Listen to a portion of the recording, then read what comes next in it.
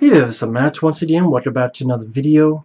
I know it's been a while since I've done an actual review, but this is of the 1972 TV movie, The Night Stalker. Now, I got this as a gift from someone from my Amazon wishlist.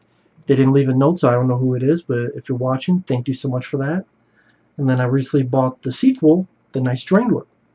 And these two were such huge hits, they took the character, played by Darren McGavin, and made a TV show called Kolchak, the Night Stalker, which I reviewed that TV show about 7 years ago. It's still on my channel. I'll try to put the link down below for those interested. I love that TV show. In the review, I actually tried to attempt to redo the intro to that TV show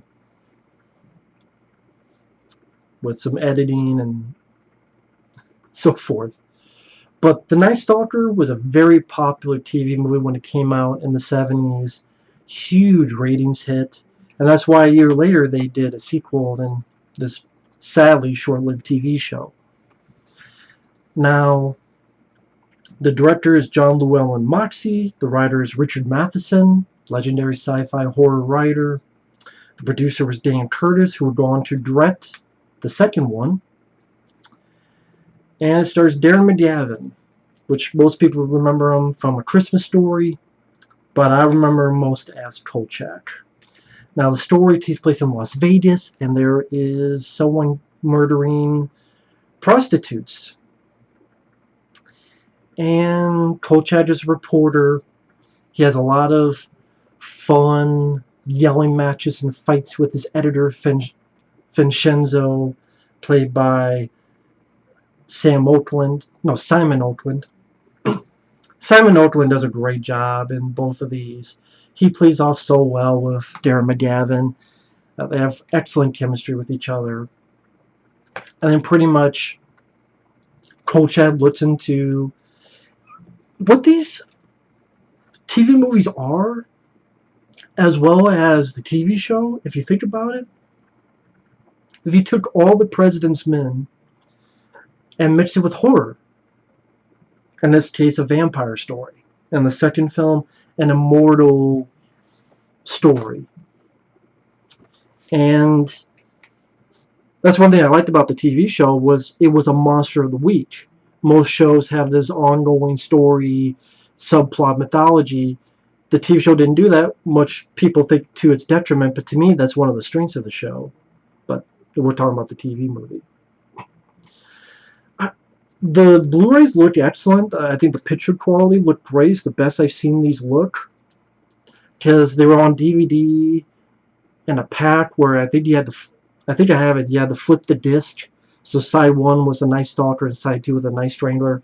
Again, the picture quality on these by Tino Lorber, I can't recommend enough. And they do have some features. You have an okay film historian commentary of Tim Lucas, where he gives quite a bit of info on the making of the film. This one has an interview with the director, an interview with the composer. You have the Dan Curtis interview from the DVD. You have a little booklet. And pretty decent artwork. And then the sequel also has a commentary, interview with the composer, the featurette from the DVD of Dan Curtis about directing the film, and another booklet. But what makes this film work? Number one, for a TV movie, it's very well shot. And with the 70s had that sort of look where the cities looked dangerous and dirty and somewhat scummy. And they created some very nice atmosphere for both films, as well as quite other films in the 70s. Just cities had that dirty, creepy feel and look to them. Like I said, the cityscapes looked dangerous. And because it's a TV movie, it's not going to get that violent. You're not going to get cursing. But the films didn't need that. So a Vegas girl gets killed when they're walking home. Simon Oakland as Vincenzo, the editor. Carl is assigned to the case, called Kolchak. And Darren McGavin is one of the best things about both of these movies and the TV show. Without Darren McGavin, I don't think these things would work. Because the thing with Kolchak, there's a lot to him, where he has a sense of humor, but yet he takes it seriously. But he's not a goody two-shoes. But he has a certain code of the truth with a capital T. He wants the truth to be known. The suppression of the press is a big thing, because that's what happened a lot in the 70s. That's one of the reasons I mentioned All the President's Men. What was that movie about? What was happening at the White House? What was happening with Richard Nixon? Government suppressing the press. And at the end of this first film, they really fuck over Kolchak. And it's kind of sad, but thankfully, because I saw that in the second one in the TV show, I know things are going to work out well for the character. But Darren McGavin gave just an expertly crafted performance. He's volatile, he's strong, but he's not a Superman. He cared for the truth for a capital T, like I said, but he wasn't perfect. He was willing to fight toe-to-toe and yell and scream at his editor and the government and the officials who were suppressing the truth, the cops, ready to tell him to shove it up their ass. So he felt like a blue-collar guy. He was easy to relate to because people didn't believe him, even though he's giving them the facts, giving them the truth. And he has such a quick wit and a stellar sense of humor that Darren McGavin, again, he was just perfect in this role. Absolutely perfect. And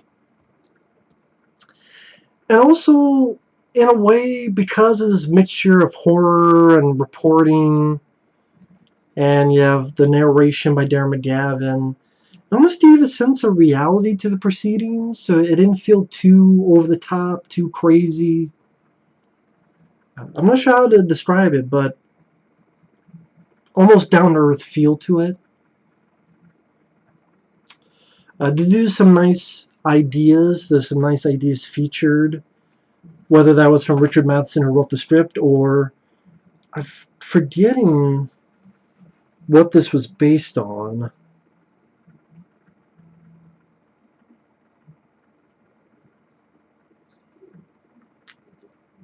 Funny enough, they don't show the name on the back here. But, okay, when I'm talking about ideas, like they find the second body in the sand pit, and they find it, and it's this girl in the middle of this pit with 0 footprints. And when him and others walk in to look at the body, they realize, wait a minute, there's no footprints, just ours. And Kolchak's like, what do you do? Throw her? Like, what's going on here? So I thought that was a cool idea to do that. Give a sense of, wait a minute, something weird is going on. Something strange is going on. And again, Darren McGavin, he's easygoing in his role. It's not a forced performance. It fits him like a glove. Fits him better than an O.J. Simpson glove. And he has a friend with the bureau. And he's saying, so what, you don't help me? You just don't sit there guzzling my beer. And he's a wise ass. And he gets some great bits of wit. Like, there's one line where he says, looks like Bela Lugosi struck again. Which, they didn't do that a lot. When I think about it, in the 70s, they didn't really reference movies like that. Or other vampire films. So, the fact that he referenced Bela Lugosi, I thought, Bela Lugosi was an interesting idea. Nowadays it would be typical. Back then, not that typical. And it shows him how he goes through his investigation, talking with informants, talking from one person to the other. This one lady who's dispatched and gives her some chocolates, and she calls him like, "You're a sadist." Oh, I could take it back over my dead, plump body. Fine, I'll do it for you, Kolchak. And that's another thing with this movie, the sequel, and the TV show. The supporting characters, they got these people that had real looks to them. Like they were real actors, and they had personalities. Even if they had a tiny bit, It was either a familiar face, it was an older actor, or it was a person that wasn't just a supermodel or a person from a fucking magazine. Even in a big role, they realized, let's have that person look normal, so to speak, and have a certain personality. That way it makes each scene matter and not boring.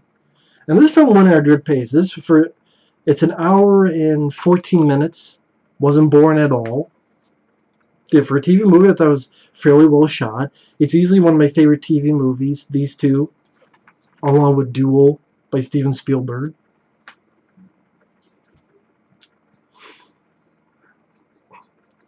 And again, the story works.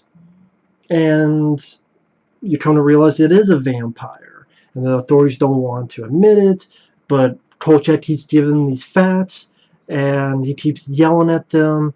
You know, we're news. We print news. We do not suppress it. But at this time from back then to today, you do suppress it.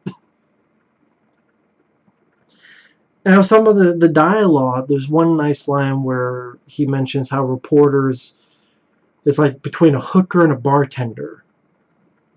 And spiritually, he's Galileo because he knows the world is round. And yet he's between a hooker and a bartender. And throughout the film, the vampire tries to get blood from a hospital, fucks up people, even throws a poor son bitch out the window. And just, they give you the thrills as well, because the vampire gets pissed, is fucking up cops, fucking them up, throwing them down. There's this battle by a swimming pool where he tries to drown a cop and just throwing them around. They shoot at him, they do nothing. One interesting idea is the finale where Kolchak finds where this thing is at. And a good chunk of the finale, there's no dialogue. Like a good 10 minutes, there's no dialogue. As he looks around the house, find these items, so forth. And that was another thing I liked about the movies and the show, is that Kolchak stopped, the creature, the monsters, the villains. He stopped them. He kicked their ass. And even though he's no Superman, and he's not, John Rambo, but he still looked for the truth, tried to get evidence for the truth, but at the same time to do the right thing and the courage and kick their ass each week. And again, that's what I loved about the show. I loved that it was which villains you don't kick the ass of this week. Before Supernatural, those shows were doing it. Kolchak was doing it. That's why I wish that show was. I wish they had another season of that show. I really did. I know they did this. Was in the 2000s. There was another Night Stalker, but I didn't bother watching it because what's the point? And then I remember they were going to do a movie with Johnny Depp as Kolchak. I don't know about that. Yeah, I don't know.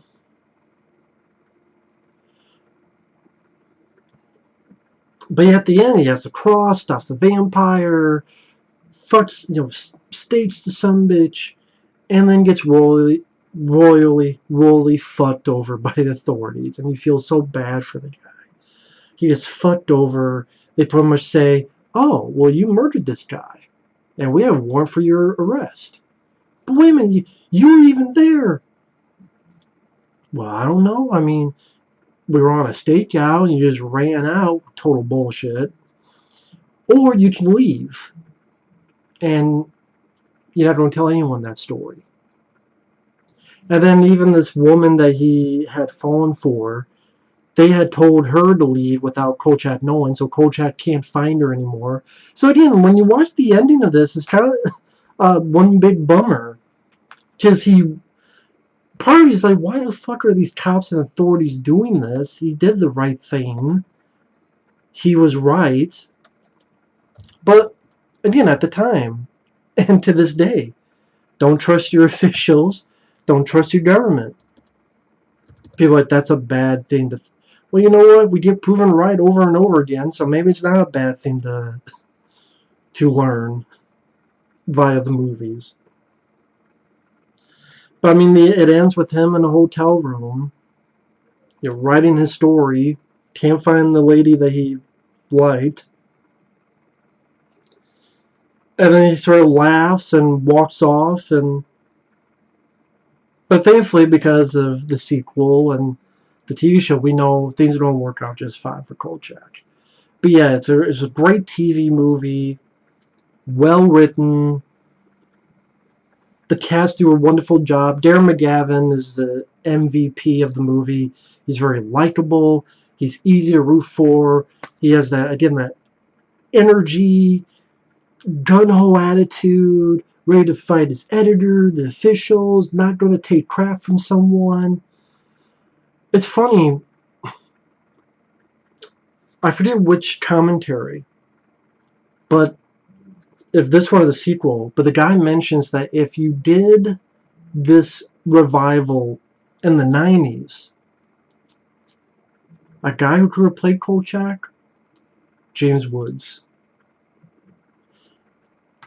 Imagine if they did a Kolchak movie or TV show in the 90s with James Woods. I could see that, man. That's how, if you wanted to do a revival, it should have been the 90s and have it be James Woods. So, but other than that, just leave Kolchak alone for anything in the future. You know what you can do? Since you put these on Blu-ray, put the TV show on Blu-ray. Please, someone put the TV show on Blu-ray. It deserves it. You got these TV movies on Blu-ray. They look fantastic. Put the TV show on Blu-ray. Someone please do that. It deserves it. But yeah, wonderfully written. Darren McGavin, like I say, is the MVP of the movie. Goes by at a fast pace. Well shot. Nice usage of the Las Vegas location, the casinos, and the cityscapes. Limited usage of music, but when it's used, is used effectively.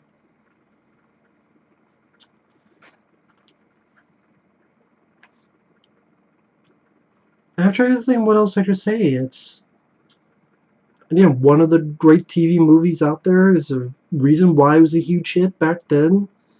And it was great to revisit this again in HD quality. Again, the picture quality, I definitely give a big thumbs up to. And it'd be hard to find the DVD of it. I think it came out of print a while ago. So definitely well worth it.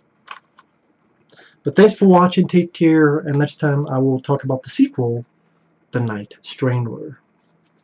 See you guys later.